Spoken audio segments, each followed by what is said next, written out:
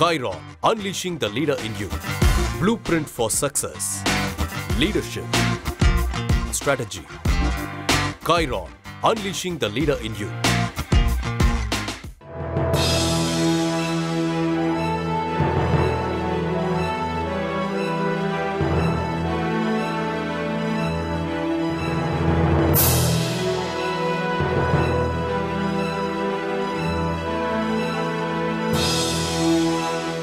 வணக்கம் and welcome to Kairan வழங்கும் யுவா.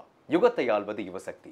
இன்றைய நிகழ்ச்சியை நம்மோடு இணைஞ்சு வழிநடத்த வந்திருக்காரு பிரபல டிரான்ஸ்ஃபர்மேஷனல் கோச் மற்றும் தாட் லீடர் டாக்டர் பாலசாண்டில்யன் அவர்கள். இளைஞர்களுக்கு பேச்சுக்கலையை எப்படி வளர்த்துக்கணுன்றதை பத்தி பேச போறாரு. வாங்க நிகழ்ச்சிக்குள்ள போகலாம். வணக்கம் சார். வணக்கம் சார். ஃபர்ஸ்ட் ஆஃப் ஆல் எப்படி இருக்கீங்க? சூப்பர். Okay sir. இன்னைக்கு ஸ்பீக்கிங் ஸ்கில், அதாவது பேச்சுக்கலை இருக்கிறவங்களுக்கும் இல்லாதவங்களுக்கும் என்ன வித்தியாசம்னு முதல்ல சொல்லுங்க சார். அது இந்த பர்சனாலிட்டி டெவலப்மெண்ட் அப்படின்னு கேள்விப்பட்டிருப்பீங்க இல்லையா? டிஃப்ரெண்ட் கைண்ட்ஸ் ஆஃப் பர்சனாலிட்டிமாங்க. அதில் மிக முக்கியமான இரண்டு பகுதிகள் இருக்குது. ஒன்று இன்ட்ரோவர்ட், இன்னொன்று எக்ஸ்ட்ரோவர்ட். இன்ட்ரோவர்ட் அப்படிங்கிறவங்க எப்படி இருப்பாங்கன்னா, மற்றவர்களோட பேச தயங்குவாங்க, பழக தயங்குவாங்க, அவங்களுக்குள்ள ஒரு இன்ஃபீரியாரிட்டி காம்ப்ளெக்ஸ் இருக்கும். எக்ஸ்ட்ரோவர்ட் அப்படிங்கிறவங்க தைரியமாக எடுத்தோடனே அவங்களே போய் இன்ட்ரடியூஸ் பண்ணிப்பாங்க, நல்லா தைரியமாக பேசுவாங்க. அது இளம் வயதுலேருந்தே அந்த மாதிரியான ஒரு டைப்பாக மாறுவாங்க. டைப் ஏ, டைப் பின்னு வச்சுக்கலாம்.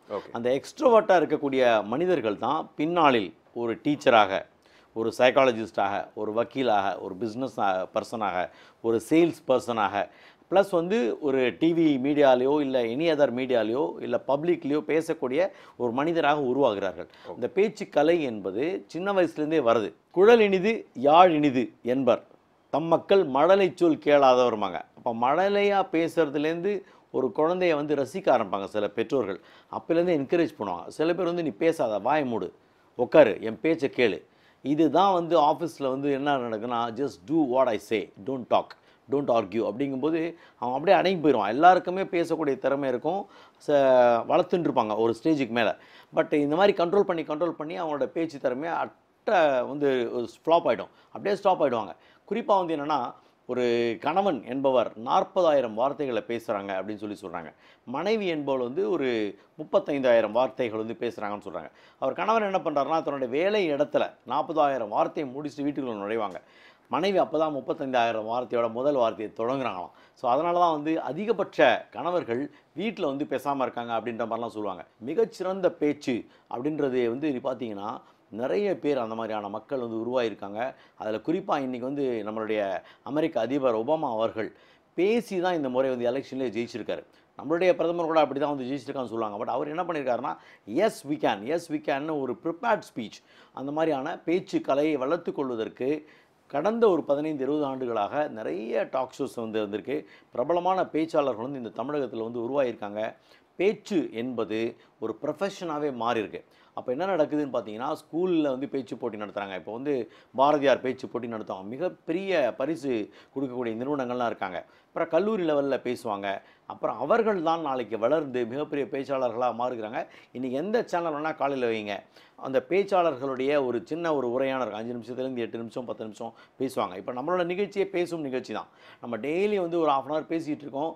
அதை அது ஒரு ஆன்மீகம் நிகழ்ச்சி நடந்துட்டு இருக்கலாம் வேறு சேனலில், இல்லை ஒரு ஜோசியம் யாராவது சொல்லிட்டு இருக்கலாம். அதை விட்டுட்டு நம்ம நிகழ்ச்சியை பார்க்குறாங்க அப்படின்ற தகவல் எனக்கு அறிந்த பொழுது நான் ரொம்ப மகிழ்ந்து போனேன். ஏன்னா அந்த அரை மணி நேரத்துக்கு நம்ம அவங்கள அந்த ஆடியன்ஸை கட்டி போடுறோம் பார்த்தீங்களா. அதில் புதிய புதிய செய்திகளை இந்த நிகழ்ச்சி மூலமாக நம்ம சொல்லிகிட்டு இருக்கோம். இன்றைக்கி நம்ம பேச்சுக்கலையை ப்ரொஃபஷனலாக எடுத்துக்கலாமான்றதை பற்றி பேசிகிட்டு இருக்கோம். டெஃபினட்டாக இந்த நிகழ்ச்சி பார்த்த பிறகு நிறைய இளைஞர்கள் பேச்சுக்கலையை நாம் ஒரு ப்ரொஃபஷனாக எடுத்துக்கணும், அதன் மூலமாக நான் ஒரு டீச்சராக, ஒரு பப்ளிக் ஸ்பீக்கராக, ஒரு லாயராக, ஒரு பிஸ்னஸ் பர்சனாக, ஒரு விற்பனை துறையில் நிபுணராக வர முடியுன்றதை புரிஞ்சுக்க முடியும். இன்றைக்கி பப்ளிக் ஸ்பீக்கிங் அப்படின்றது ஒரு ப்ரொஃபஷனாக மாறி இருக்கு. இந்த பப்ளிக் ஸ்பீக்கிங் அப்படின்னு பார்க்கும் பொழுது அதுக்கு நிறைய கோர்சஸ்லாம் நான் அண்மையில் கண்டக்ட் பண்ணிட்டு இருந்தாங்க. அந்த பப்ளிக் ஸ்பீக்கிங்கில் ரொம்ப இம்பார்ட்டன்ட் என்ன அப்படின்னு பார்த்தீங்கன்னா, நமக்கு என்ன நேரம் ஒதுக்கி இருக்கிறார்கள், முதல்ல அதுதான் ரொம்ப முக்கியம். What is the time allocated to you, நம்ம அதை ஃபஸ்ட்டு கேட்டுக்கணும். நான் எவ்வளோ நிமிஷம் பேசணும் அப்படின்னு கேட்டுக்கணும். That is point number 1. அப்புறம் எந்த மாதிரியான ஆடியன்ஸ், அது மிக்சட் ஆடியன்ஸாக, தமிழ் புரிஞ்ச ஆடியன்ஸாக, பைலிங்குலில் பேசணுமா, முழுமையான தமிழில் பேசணுமா, அங்கங்கே தமிழ் இங்கிலீஷ் கலந்து பேசலாமா, இல்லை கொஞ்சம் ஹிந்தி கூட பேசலாமான்றதை கேட்டுக்கணும். 2வது. 3வது இது ஆன்மீக நிகழ்ச்சியின் போது அதில் பெரிய ஹியூமர்லாம் கொண்டு வர முடியாது. இது சமூக நிகழ்ச்சியா, ஆன்மீக நிகழ்ச்சியா, எதை நோக்கிய நிகழ்ச்சி, ஏதாவது ஒரு குறிப்பிட்ட விஷயத்தை, அதாவது சேல்ஸை பற்றி பேசணும், இல்லை பெண்கள் முன்னேற்றத்தை பற்றி பேசணும், இளைஞர்கள் முன்னேற்றத்தை பற்றி பேசணும்னா அந்த மைய கரு அதை ரொம்ப முக்கியமாக வந்து நம்ம கருத்தில் வச்சுக்கணும். நிறைய புத்தகங்களை வாசிக்கணும், நிறைய தகவல்களை சேர்க்கணும், ஆத்தென்டிக்காக பேசணும், அசர்ட்டிவாக பேசணும். இந்த மாதிரியான பேச்சாளர்கள் வந்து இன்றைக்கி நிறைய தேவை. அந்த மாதிரியான வாய்ப்புகள் நிறைய இருக்குது. அவர்கள் தன்னுடைய கலையை வளர்த்து கொள்ள வேண்டும். அதற்கான இன்றைக்கி நிறைய கோர்சஸ் இருக்குது. Presentation skill and public speaking ரிலேட்டடாக நிறைய short courses, certification courses are available. So they can undergo that course and become a very big speaker, very good speaker. அந்த மாதிரியான ஸ்பீக்கர்ஸ் வரும்பொழுது அவர்கள் வாழ்க்கையில் மிகப்பெரிய வெற்றிகளை அடைவார்கள் என்பதில் எந்த அளவும் சந்தேகமில்லைன்னு சொல்லலாம். சார், நம்ம பப்ளிக் ஸ்பீக்கிங் பற்றி பேசிக்கிட்டு இருக்கிறதுனால ஒரு பப்ளிக் ஸ்பீக்கிங் எக்ஸ்பர்ட்டையே கூட்டு வந்து பேச போகிறோம் ஒரு சின்ன இடைவேளைக்கு அப்புறம். கைரான் வழங்கும் யுவா ஒரு சிறிய இடைவேளைக்கு பின் தொடரும். Chiron, unleashing the leader in you. Blueprint for success. Leadership. Strategy. Chiron, unleashing the leader in you. Chiron, unleashing the leader in you. Blueprint for success. Leadership. Strategy. Chiron, unleashing the leader in you.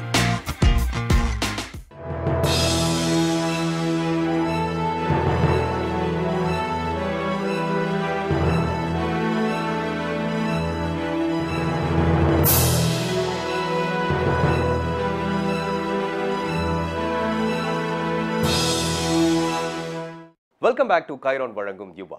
Public speaking என்ற பேச்சுக்கலையை வளர்த்துக் கொள்வது எப்படி என்ற தலைப்பின் கீழே தான் நம்ம பேசிக்கிட்டு இருக்கோம். நம்மோடு இணைஞ்சு பேச வந்திருக்காரு ஒரு ஸ்பெஷல் கெஸ்ட். பல டாக் ஷோக்களுக்கு முன்னோடியாக விளங்கி இருக்கிற இவர் ஒரு பப்ளிக் ஸ்பீக்கிங் எக்ஸ்பர்ட்னு சொல்லலாம், திரு உதயம் ராம் அவர்கள். வணக்கம் சார். வணக்கம். First of all it's privilege நீங்கள் வந்து எங்கள் ஷோவில் கலந்துக்கிட்டு இளைஞர்களுக்கு பேச்சு திறமையை பற்றி சொல்ல போகிறீங்க, பேச்சு கலையை பற்றி சொல்ல போகிறீங்க. சார், ஃபர்ஸ்ட் ஆஃப் ஆல் நீங்கள் எப்படி இந்த இண்டஸ்ட்ரிக்குள்ளே வந்தீங்க அப்படின்னு தெரிஞ்சுக்கலாமா சார்? இந்த பப்ளிக் ஸ்பீக்கிங்குள்ளே.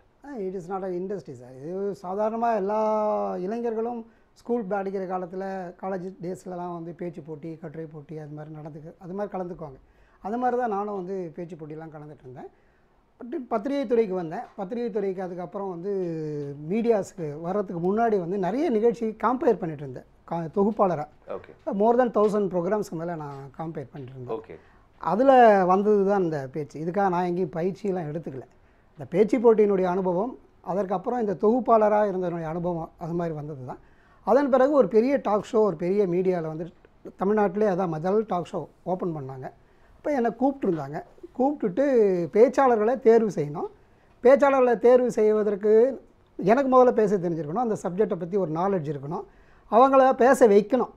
ஸோ அதற்கு நான் என்ன கொஞ்சம் பயிற்சி படுத்தி கொண்டேன். இப்படி தான் வந்து பேச்சாளராக நான் உருவானது. ஸோ ஆரம்ப காலகட்டங்கள்லேருந்தே உங்களுக்கு ஈடுபாடு இருந்ததா சார்? இந்த மாதிரி பப்ளிக் ஸ்பீக்கராக மாறணும், என்னுடைய பேச்சு திறனை நான் வந்து வெளியே காட்டணுன்ற எண்ணம் இருந்ததா உங்களுக்கு? நான் பேச்சாளராக வரணும்னு நினச்சதே இல்லை சார். இப்போ கூட நான் சிறந்த பேச்சாளர்னு சொல்லிக்க விரும்பலை.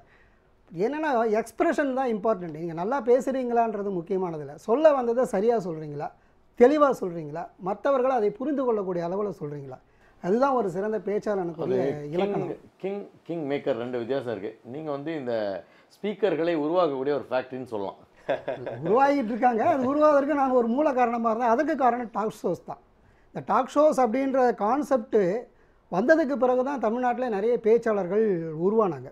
அதுக்கு முன்னாடி பார்த்தீங்கன்னா ஒரு குறிப்பிட்ட ஒரு 5-6 பேர் தான் பட்டிமன்ற பேச்சாளர்களாக இருக்கலாம், இல்லை சொற்பொழிவாளர்களாக இருக்கலாம், இல்லை மேடையில் பேசுகிறவங்கன்னா ஒரு 10 பேரை நீங்கள் லிஸ்ட்டு போட்டுடலாம். இவங்களை தாண்டி இருக்கவே இருக்காது. ஒரு ஜெனரேஷனுக்கு பிறகு பேச்சாளர்களே இல்லாமல் போயிடுவாங்களோ ஒரு கவலை இருந்தது. அப்போது மீடியாஸில் வந்து டாக் ஷோன்ற ஒரு புதிய சாப்டர் கொண்டு வந்தாங்க. அதுக்கு முன்னாடினா சினிமா ப்ரோக்ராம் இருக்கும், ஸ்போர்ட்ஸ் ப்ரோக்ராம் இருக்கும், குழந்தைகள் ப்ரோக்ராம் இருக்கும், லேடிஸ் ப்ரோக்ராம் இருக்கும், சீரியல் கூட வரலை. நான் சொல்கிறதெல்லாம் வந்து ஒரு 1990s அந்த பீரியடில். நீங்கள் கொலாக்கியலாக பேசலாம், இங்கிலீஷ் கலந்து பேசலாம், ஹிந்தி கலந்து பேசலாம், யூ ஃபீல் நீ ஃப்ரீயாக பேசுங்க அப்படின்னு தான் அந்த டாக் ஷோவே ஆரம்பித்தோம். அந்த டாக் ஷோ அதனுடைய ஆரம்பம் தொடர்ந்து பார்த்திங்கன்னா அந்த பெரிய சேனல் ஆரம்பித்தாங்க. அதுக்கப்புறம் எல்லா சேனல்லையுமே டாக் ஷோஸ் வந்து இன்றைக்கும் டாக் ஷோஸ் வந்து இல்லாத ஒரு சேனல் இருக்க முடியாது. ஏதாவது ஒரு சேனல் ஆரம்பித்தாங்கன்னா that will be a talk show. ஒரு பக்கம் மியூசிக், டான்ஸு அதுக்கெல்லாம் ஷோஸ் இருந்தால் கூட இன்றைக்கி பேச்சுக்குன்னு ஒரு தனி ஒரு இடம் இருக்குது. ஆமாம் சார், நீங்கள் உரத்த சிந்தனை அப்படின்ற ஒரு அமைப்பு வச்சுருக்கிறதா கேள்விப்பட்டோம். அதை பற்றி கொஞ்சம் சொல்லுங்கள் sir. Sir, it is also ஒரு மிராக்கிள் மாதிரி தான் அது நடந்தது. சும்மா ஒரு பீச்சில் வந்து ஒரு 7 நண்பர்கள், அந்த 7 நண்பர்கள் எப்படின்னா மீடியாவில் இருக்கிற பத்திரிகையில் எழுதிட்டு இருந்தாங்க. அப்போ டிவிலாம் வரல. பத்திரிகையில் எழுதிட்டு இருந்தவங்க, ரேடியோவில் வந்து வானொலி நேயர்களாக இருந்தவங்க, பத்திரிகையில் வாசகர் கடையும் எழுதிட்டு இருந்தவங்க. இந்த மாதிரி இருக்கக்கூடிய ஒரு 7 நண்பர்கள் ஒரு எதேச்சியாக மீட் பண்ணாங்க. இப்போ எழுதிட்டு இருக்கோம், ஒருத்தருக்கு ஒருத்தர் முகம் பார்த்ததில்லை, ஒய் நாட் வி மீட் அப்படின்ற மாதிரி ஒரு 7 நண்பர்கள் பீச்சில் மீட் பண்ணாங்க. இப்போ மீட் பண்ணதுக்கப்புறம் தான் வந்து அதனுடைய நம்ம எல்லாம் சேர்ந்து ஏன் வந்து இது மாதிரி இருக்கக்கூடிய பல நண்பர்களை ஒன்றா செய்யக்கூடாது. ஸோ 7 10 ஆச்சு, 10 15 ஆச்சு. அப்புறம் வந்து வி ஸ்டார்டட் நம்ம மட்டும் பேசி நாங்களே வந்து அந்தந்த மாத நிகழ்வுகளை பகிர்ந்து கொண்டதுக்கப்புறம் why not we call some VIPs அப்படின்ற மாதிரி ஆரம்பித்து பனகல் பார்க்கில் ஃபஸ்ட்டு வந்து ஒரு ஜெனரேஷனில் அசோகமித்ரன் ஒரு ரைட்டர், தட் இஸ் மூத்த தலைமுறை. அடுத்த ஜெனரேஷனில் நம்ம சுபான் ரைட்டர்ஸ், இப்போ நிறைய படங்களுக்கெல்லாம் வசனம்லாம் எழுதிட்டுருக்காங்க, ரெட்டையர்கள் சுரேஷ் அண்ட் பாலா, சுபான், அந்த 2 ரைட்டர்ஸ். ஸோ எங்கர் ஜெனரேஷன் ஒரு மூத்த ஜெனரேஷன், 2 ரைட்டர்ஸையும் பனகல் பார்க்கு அங்கே கூப்பிட்டு நாங்கள் ஒரு 50 பேர் வந்து கேள்விகள் கேட்டு அவங்க பதில் சொல்கிற மாதிரி. ஸோ ஃபேஸ் டு ஃபேஸ் அப்படின்றத ஆரம்பித்ததே இந்த கான்செப்டில் தான் ஆரம்பிச்சது. அதுக்கு முன்னாடி எழுத்தாளர்கள் வாசகர்களை பார்க்க மாட்டாங்க, வாசகர்கள் எழுத்தாளரை பார்க்க முடியாது, பிரபல எழுத்தாளரை பார்க்க முடியாது. ஸோ அந்த கான்செப்டில் நாங்கள் ஃபஸ்ட்டு அதை ஆரம்பித்தோம். மேத்தா முதல்ல எங்களுக்கு தொடர்ந்து முதல்ல வந்தார். அதன் பிறகு எழுத்தாளர் லேனா தமிழ்வாணன், அப்புறம் அசோகமித்ரன், இது எல்லா மீடியாலையும் வந்தது, பத்திரிகையிலலாம் வந்தது. ஏன்னா இது நியூ கான்செப்ட், 10 பேர் சேர்ந்து ஒரு விஷயத்தை வந்து பேசுகிறாங்க அப்படின்றது ஒரு கான்செப்ட். ஸோ அதன் பிறகு தான் அந்த கலந்துரையாடல்ன்ற ஒரு கான்செப்டும் வந்தது. அதுக்கப்புறம் நாங்கள் வந்து இப்போ வந்து ஒரு 31 வருஷமாக அந்த அமைப்பு வந்து ரன் ஆகிட்டுருக்கு. அது ரிஜிஸ்டர்டு சங்கமாக மாறிடுச்சு. அதன் மூலமாக நிறைய எழுத்தாளர்கள், நிறைய கவிஞர்கள், நிறைய நாடக ஆசிரியர்கள், நடிகர்கள், அப்புறம் வந்து இது மாதிரி காம்பேரர்ஸ், இப்போ நிறைய பேர் அந்த எல்லாமே உருவாக்கியிருக்காங்க, நிறைய பேர் வந்திருக்காங்க. ஒரு பெரிய ரெவல்யூஷன், புரட்சியை உண்டாக்கியிருக்காருன்னு தான் சொல்லணும். சார், இன்றைய இளைஞர்களை பற்றி நீங்கள் என்ன நினைக்கிறீங்க? அவங்களுக்கு பேச்சு கலைன்றதுல இன்ட்ரெஸ்ட் இருக்குன்னு நினைக்கிறீங்களா? பேச்சு கலையை அவங்க எப்படி பார்க்குறாங்கன்னு நினைக்கிறீங்க? சார், இன்றைய இளைஞர்களுக்கு வந்து ஒரு ஜெனரேஷனுக்கு முன்னாடி பார்த்திங்கன்னா யங்ஸ்டர்ஸுக்கு வந்து இந்த லிட்ரரி, இந்த பேசுறது, நடிக்கிறது, தங்களுடைய டேலண்ட் எதாக இருந்ததுன்னா வெளியில் கொண்டு வந்து நம்ம காமிக்கணும், either it sports or dance anything, அதில் தான் ஆர்வம் இருந்தது. இப்போ கடந்த ஒரு 15 வருஷமாக பார்த்தீங்கன்னா தட் இஸ் அ வேக்யூம், ஒரு வெற்றிடம் இருக்குது. அவர்கள் வந்து இன்றைக்கி ஏன்னா அந்த மாதிரி ஒர்க்கில் இருக்காங்க. ஐடி கம்பெனி மோஸ்ட்லி பார்த்தீங்கன்னா ஒரு 70 to 75% யங்ஸ்டர்ஸ் வந்து படிக்கிறாங்க, படித்து முடிச்ச உடனே ஐடி ஜாபுக்கு தான் போகிறாங்க. அவங்க ரொட்டீனில் ஸ்டக் ஆகிடுறாங்க. அவங்க ரொட்டீன் லைஃப், அவங்களுடைய சிஸ்டம் வந்து நம்மளுக்கு தான் இந்த 10 to 5 ஆஃபீஸு. ஸோ மார்னிங்கில் ஒரு 3 hour பிரேக் கிடைக்கும், நியூஸ் பேப்பர் படிக்கலாம், ரேடியோ கேட்கலாம், ஏதாவது ஒரு ஈவெண்ட்டை வந்து நம்ம தெரிஞ்சுக்க முடியும். ஈவினிங்கில் ஒரு 5 o'clock பிறகு ஒரு ட்ராமாவுக்கு போகலாம், இல்லை ஒரு சினிமாவுக்கு போகலாம், இல்லை ஒரு கச்சேரிக்கு போகலாம், ஏதாவது ஒரு தங்களுடைய பொழுதுபோக்கை வந்து அப்படி கழிச்சிட்டு இருந்தாங்க. ஆனால் இப்போ அவங்களுக்கு வந்து இந்த ஷிஃப்ட் சிஸ்டம் மாதிரி வருது. எந்த டயத்துக்கு ஆஃபீஸ் போகிறாங்க, எப்போ வராங்க, எப்போ சாப்பிட்றாங்க, எப்போ தூங்குறாங்க, உங்களால் ப்ரெடிக்ட் பண்ணவே முடியல. அதனால் அவங்களுக்கு டைம் இல்லை. ஆனால் யங்ஸ்டர்ஸுக்கு வந்து ஒரு ரிலாக்ஸேஷன் வேணும். இன்றைக்கி இருக்கக்கூடிய யங்ஸ்டர்ஸுக்கு ரிலாக்ஸேஷன் வேணும். அது இல்லாமல் இருக்கிறது தான் பார்த்திங்கன்னா இன்றைக்கி நிறைய ஸ்ட்ரெஸ்ஸு. நீங்கள் யங்ஸ்டர்ஸை பார்த்தீங்கன்னா எந்த நேரமும் வந்து ஒன்று மவுஸோடு இருக்காங்க, இல்லைனா செல்ஃபோனோட இருக்காங்க, இல்லைனா கம்ப்யூட்டர் ஸ்க்ரீன் முன்னாடி இருக்காங்க. பேசினா மவுஸ் ரொம்ப அதிகம் இந்த உலகத்தில். அவங்க பேசாமல் வேறு மவுஸோட இருக்காங்க. சரியாக சொன்னீங்க. அது ரொம்ப கவலைக்குரிய ஒரு விஷயம்.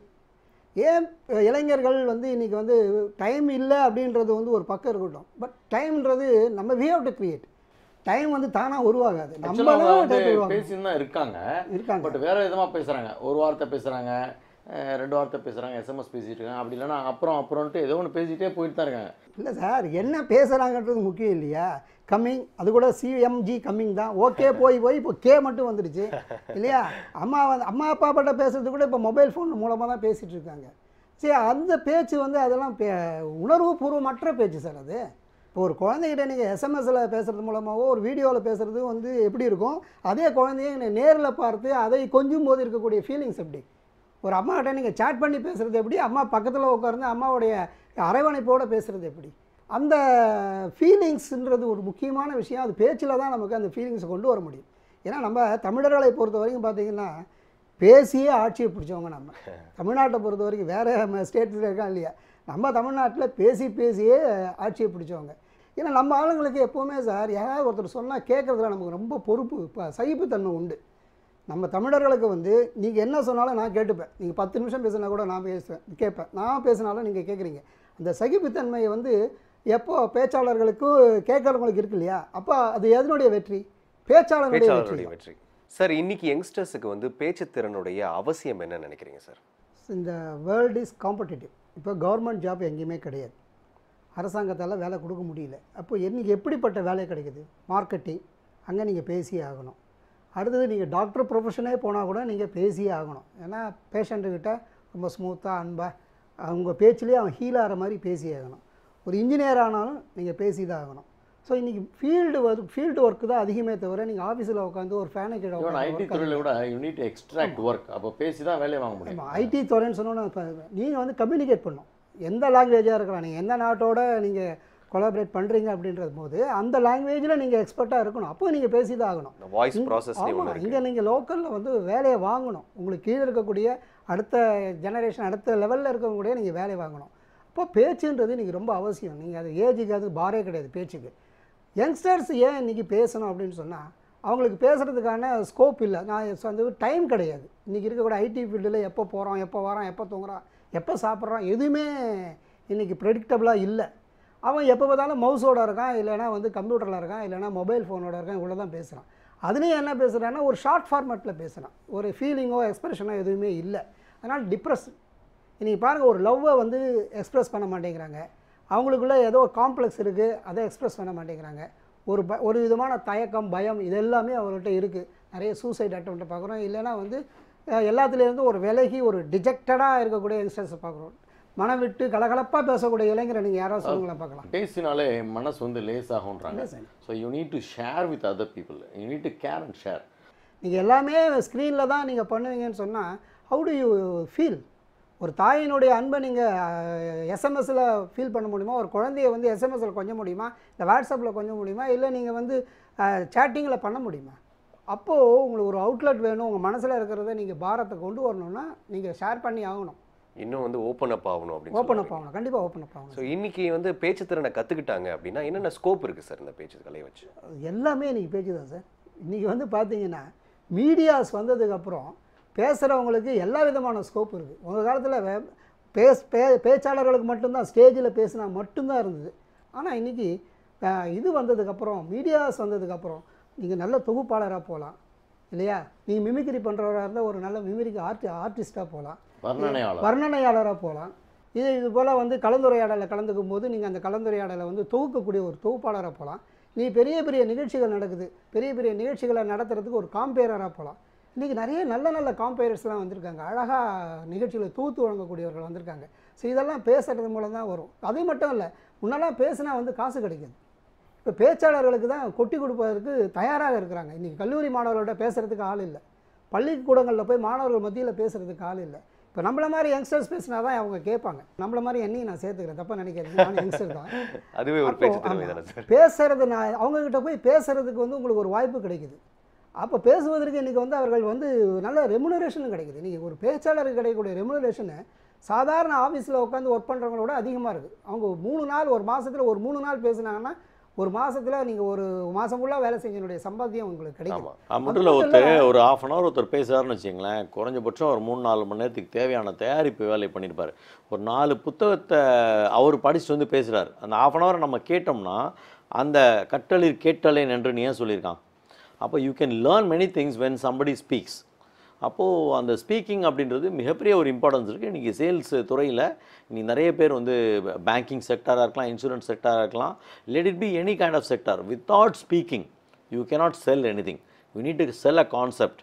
அப்படிங்கும்போது ஒரு குழந்தைகள்கிட்ட கூட இன்றைக்கி சாப்பிடுங்க, ஹோம்ஒர்க் பண்ணுங்கன்றதுக்கும் பேசி தான் அவங்கள வந்து சரி பண்ண வேண்டியிருக்கு. நீ ஒழுங்காக ஹோம்ஒர்க் முடி, அப்போ தான் டிவி ஆன் பண்ணுவேன்னா தான் குழந்தை கேட்குது. அப்போ அந்த கன்வின்சிங் ஸ்கில், நெகோசியேஷன் ஸ்கில் எல்லாமே பேச்சு திறமையில் தான் வருது. அது மட்டும் இல்லை சார், உங்களோட இமேஜ் வந்து பில்டப் ஆகுது. நீங்கள் ஒரு நல்ல பேச்சாளராக இருக்கீங்க. ஒன்று நீங்கள் பேசுகிறத ஒரு 10 பேர் கேட்குறானாலே உங்களுக்குள்ளாரே ஒரு கான்ஃபிடென்ஸ் வருது. You become a leader. So என் பேச்சை ஒரு 10 பேர் கேட்குறான். பேச்சை யாருமே கேட்குறது இல்லைன்றது தாழ்வு மனப்பான்மையை கொண்டு போயிட்டுருவோம். ஆனால் என் பேச்சை கேட்குறதுக்கு ஒரு 10 பேர் இருக்கான் அப்படின்னும் போது உங்களுக்குள்ளார ஒரு தன்னம்பிக்கை வருது. ஸோ அடுத்து நீங்கள் என்ன பண்ணுறீங்க, இவரோட நான் அடுத்த சிறந்த 5 நிமிஷம் பேசுகிற நீங்கள் 10 நிமிஷம் பேச்சாளராக ஆவீங்க. அப்புறம் 25 நிமிஷம், ஒரு 1 மணி நேரம் சொற்பொழிவாளராக மாறுவீங்க. அப்போது அந்த 1 மணி நேரம் சொற்பொழிவாளராக மாறும்போது அதற்கு உண்டான தயாரிப்பு நீங்கள் பண்ணிருக்கீங்களா? பாலா அழகாக சொன்ன மாதிரி உங்களோட நாலேஜ் வந்து அதிகமாக விருத்தியாகுது. ஸோ அதுக்குன்னே ஒரு தனி ஸ்கில் வளரும். கண்டிப்பாக வரும் சார். பேசுறதுன்றது இட்ஸ் அன் ஆர்ட். எப்படி நீங்கள் பெயிண்டிங்லாம் ஒரு ஆர்ட் மாதிரி அதுவுமே ஒரு ஆர்ட். அதை நம்ம கற்றுக்கணும். தானாக வந்துடாது. தானாக வர்றது வந்து யாருமே பான் ஆக்டர்னு சொல்கிற மாதிரி பான் ஸ்பீக்கர் கிடையாது. அது வந்து ஒரு ஆர்ட். அதை கற்றுக்கணும். ஸோ ஒரு இளைஞன் இந்த பேச்சுக்கலையை வந்து கற்றுக்கணும் அப்படின்னு நினச்சா எந்தெந்த விதத்தில் கற்றுக்கலாம் சார்?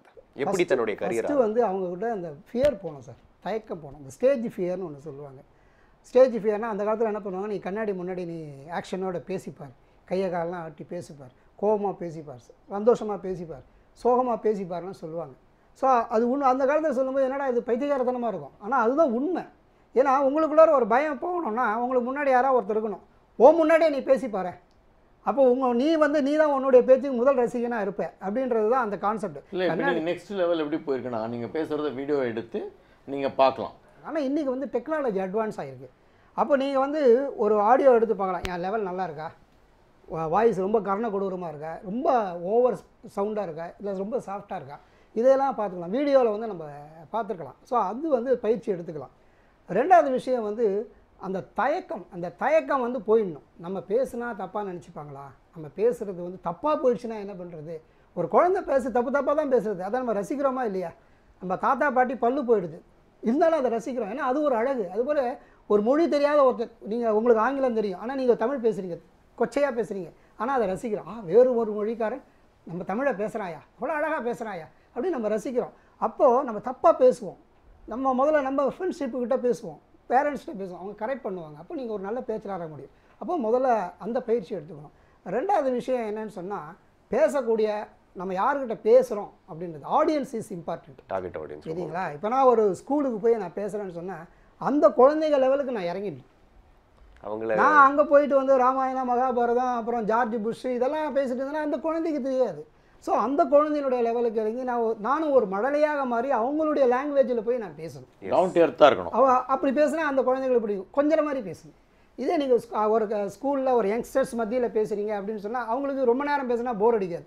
கொஞ்சம் அட்ராக்டிவாக பேசணும். ஒரு ஜோக்கு, ஒரு சினிமா பாட்டு, அதெல்லாம் கொஞ்சம் அந்த பேடி லாங்குவேஜ் எல்லாம் கொஞ்சம் மெஸ்மரைஸ் பண்ணுற மாதிரி அவங்கள ஒரு 10 நிமிஷம் அவங்கள கட்டி போடுற மாதிரி பேசுகிறதுக்கு உங்களுடைய ஸ்பீச்சை ப்ரிப்பேர் பண்ணிங்க. இதை விட நம்ம வந்து கொஞ்சம் வயசில் பெரியவங்க, அனுபவத்தில் பெரியவங்க, ரொம்ப அறிவாளிகள், கற்றறிந்த ஒரு சபையின் மூலம் பேசுகிறது தான் ரொம்ப கவனம் வேணும். ஏன்னா அவர்கள் வந்து நம்ம என்ன பேசுகிறோம் வேணாங்க, நம்ம என்ன தப்பாக பேசுகிறோன்றதை மட்டும் பார்ப்பாங்க. அப்போது அங்கே கொஞ்சம் அடக்கி வாசிக்கணும். நமக்கு தான் எல்லாம் தெரியும் அங்கே காமிச்சிக்கூடாது. அப்போ அங்கே வந்து அவங்களுக்கு என்ன தேவையோ அவங்களுக்கு என்ன சொன்னால் போதுமோ. அவங்களுக்கு அட்வைஸ் பண்ணால் பிடிக்காது, பெரியவங்களுக்கு அட்வைஸ் பண்ணக்கூடாது. பெரியவர்களுக்கு வந்து கொஞ்சம் பணிவான பேச்சு, அவர்களுக்கு ஆறுதல் அளிக்கக்கூடிய பேச்சு, அவருடைய பிரச்சனையை வந்து நம்ம உள்வாங்கிட்டு அவங்க ப்ராப்ளத்துக்கு நம்ம சால்வ் பண்ணுற மாதிரி இருக்கக்கூடிய பேச்சை நம்ம ப்ரிப்பேர் பண்ணி அவர்களுக்கு தேவையானது ஆறுதலான வார்த்தைகள் தான், அவங்களுக்கு தேவையான ஒரு மகிழ்ச்சி தரக்கூடிய வார்த்தைகள் தான். அங்கே போய் அவங்களுக்கு வந்து மறுபடியும் சோகத்தை, வாழ்க்கையினுடைய சோக பின்னணியெல்லாம் அங்கே பேசிட்டு நிறைய பெண்களுமே பேச வந்திருக்காங்க. அதான் முன்னெல்லாம் அப்படின்னா பேசவே இல்லை அப்படின்னு சொன்னால் திமிர் பிடிச்சோமாங்க, பேசினா வாயாடிமாங்க. அதெல்லாம் தாண்டி பெண்களுமே வந்து இன்னைக்கு பப்ளிக் ஸ்பீக்கிங்கில் வந்திருக்காங்க, நிறைய அட்வொகேட்ஸ் வந்திருக்காங்க. ரொம்ப தப்பாக சொல்கிறீங்க. பெண்கள் என்னைக்கு பேசாமல் வந்திருக்காங்க, பெண்களும் இன்றைக்கி வந்திருக்காங்க அப்படின்னு சொன்னால் வந்து வரவேற்கக்கூடிய விஷயம். ஏன்னா வீட்டை விட்டு வெளியே வராமல் இருந்தாங்க.